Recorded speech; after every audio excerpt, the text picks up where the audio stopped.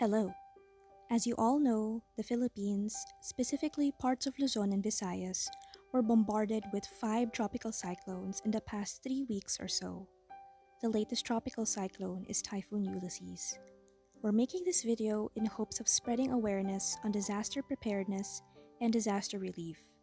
None of us in the 4 Horsewomen have an extensive background in meteorology and other related fields, but we did our best in the short span of time to do our research.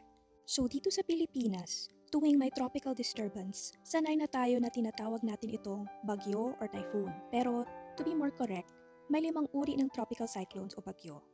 Yung litrato na makikita nyo ay parte ng infographic galing sa PAGASA. Makikita nyo na ang pinakamahina ng uri ng tropical cyclone ay ang tropical depression at yung pinakamalakas ang super typhoon.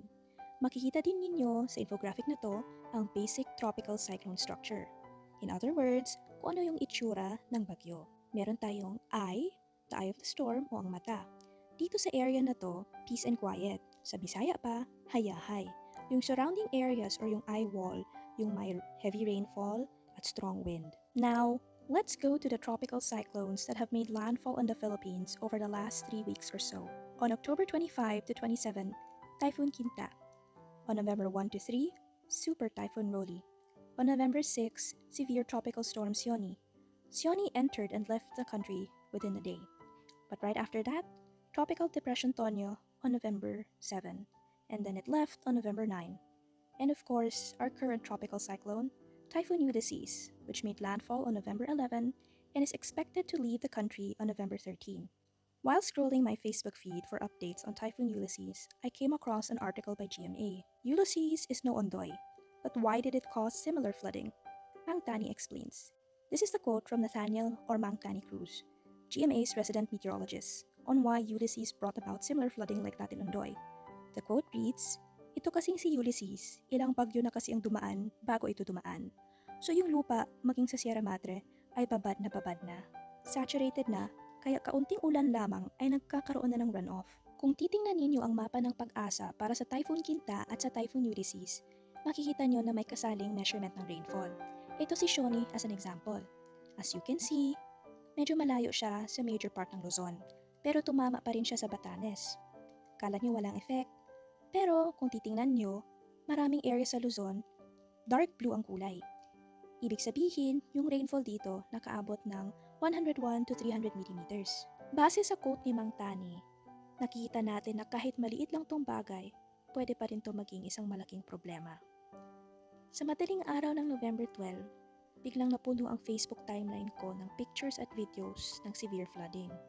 Nakita ko na ang daming tao pupunta na lang sa bubong ng bahay nila na parang makakain na din ng flood. Yung mga kaibigan ko din, nawala ng kuryente at ng tubig. Lahat na to nangyayari habang may pandemya pa rin sa bansa natin. So yung tanong na nasa isipan natin ngayon, paano tayo makakatulong? We've compiled a list of all the donation drives that we found. I know that there's a lot more. Kung meron pa kayo nalalaman ng mga relief operations tsaka donation drives, please don't hesitate na ilagay sa comments. Relief operations will always be necessary. Don't get us wrong. Pero mababawasan ng mga casualties, yung mga biktima, and the need for relief operations if the country is prepared to handle crisis situations.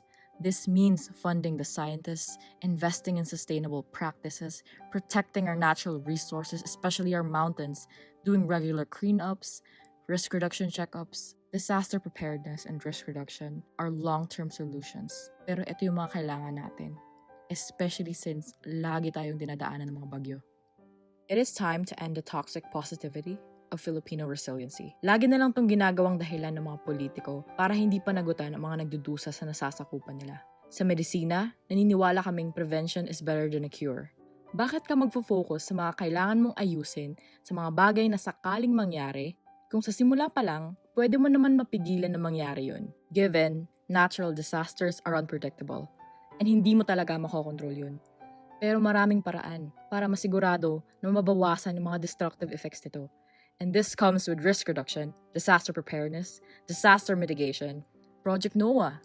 Sa mga programang to, dapat nag-i-invest yung gobyerno para matulungan yung taong bayan. We'd like to end this video by quoting Mr. Paulo Benjamin of Ben and Ben. Yes, we can both support rescue and relief efforts and hold those in power accountable.